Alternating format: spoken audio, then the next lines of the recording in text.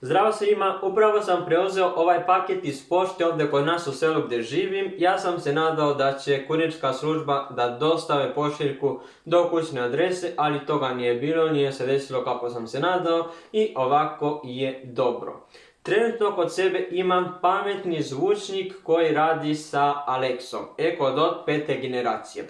Preko ovog pametnog zvučnika možete da povežete drugih 5 pametnih uređaja, kao na primjer televizor, telefon, pametni sat, frižider i još dosta tih drugih pametnih uređaja koje imate vi kod vas u vašem kuću ili u stanu i tako dalje. One treba da se poveže na internet i da imaju aplikacije, jer samo ovako možete da je povežete preko ovog pametnog zvučnika, to je jako bitno, jer druge uređaje koje su obične te ne mogu da se poveže.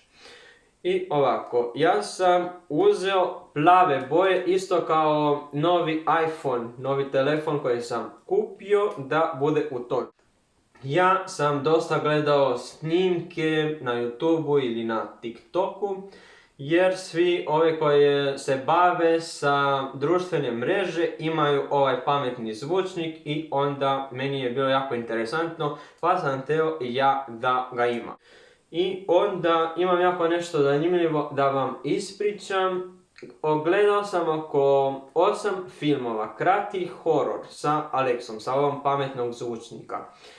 Ona preuzima kontrolu i onda vi ne možete više da je ugasite ni da je isključite. Ono što radi, troši pare sa bankovne kartice, onda objavi privatne snimke ili slike na vašem društvene mreže i tako šalje poruke svim vašim kontaktima i samo loše stvari.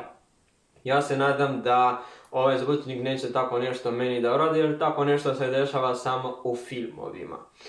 I tako, sad ću da otvorim ovaj paket, ovu kutiju, pa da vidimo kako izgleda pametni zvučnik Alexa. Pa je sad sa ovog skalpera ću da otvorim ovaj paket, ovu kutiju, pa da vidimo kako izgleda pametni zvučnik.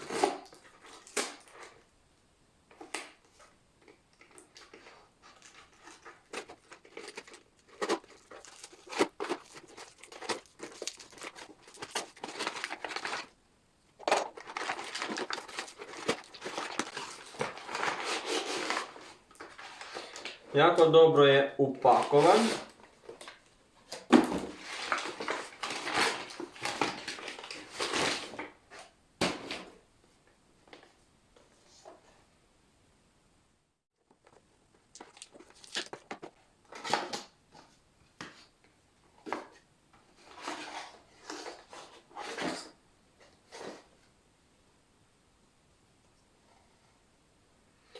Jako je lep.